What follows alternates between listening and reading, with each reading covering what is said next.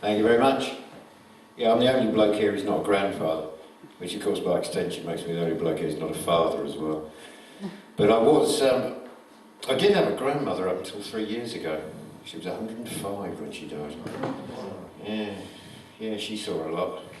Hitler, rickets, and so forth.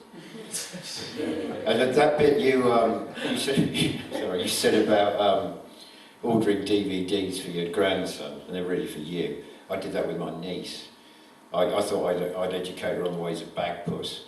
So I ordered the entire series of Bagpuss on DVD, and she still hasn't seen it yet. She might get it this Christmas. I'll have to put it, rewrap it in cellophane or something.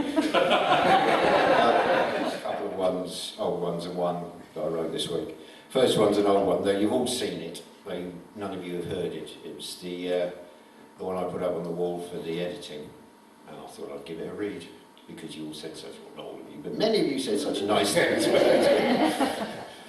And those who didn't, just get quiet. It's called An Evening of Fun in the Metropolis of Your Dream. Don't take the stairs, just fly through her open window. Break your reticence on the wheel of panic, the wheel of time rolling and the iron cooling.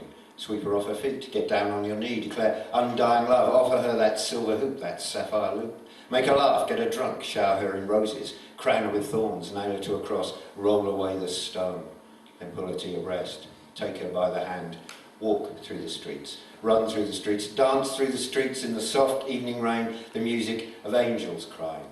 Kiss her like tomorrow will never come, because tomorrow never comes in the city, in this city, on this night, as you surrender up your life to her, your past to her, your future to her, your ever-present now to her, for a sliver of love, for a handful of joy, for an evening of fun in the metropolis of your dream. Thank you.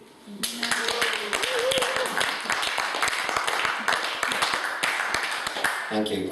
This is one I wrote this week. It started about 2 or 3 days ago, just with I'll go down to the river and write something nice about wandering down by the river.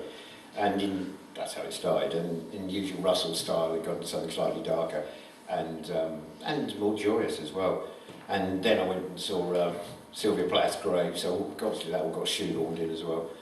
And when I got home, back here, I call it home, that's fantastic.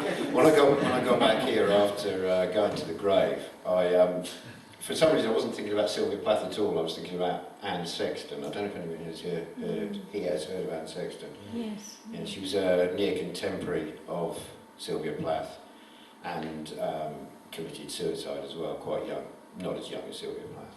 So she ends up in this as well. So basically it's this big lovely mess, just like my time here. I mean that in the most endearing way possible. Glad you said that. It's called Memory Bank. We walk your lovely, lonely byways, your deep green highways and clear blue skyways. To the stack for a crack and then back meet some Jack with a pack and a Mac, though there is a distinct lack of rain. There is something else in the air, some rhyming triplets there as we climb to God knows where. Past the race, there's a place where your face, upturned to the morning sun, makes my heart stumble and gently sings my soul.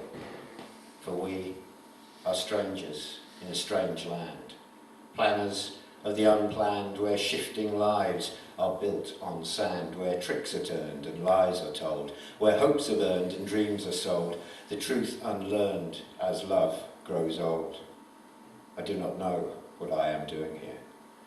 I wear a domino to mask my confusion as I mumble across the years, mistaking you for another American mother who turned on the ignition when the world grew cold. But fuck it, we are nothing but rhymesters. Yet we are still your kind, and we still know your cares, and we will keep some kind of faith, whilst all about are losing theirs. Thank you.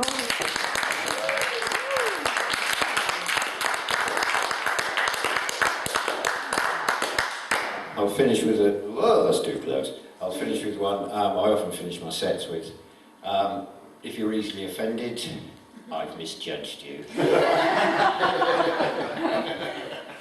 This one is, or was, inspired by something my friend Emma said to me one particularly rainy night, and it's called, you know it's been a shit night when you're crawling through the window and the only dry clothes you're wearing are your knickers.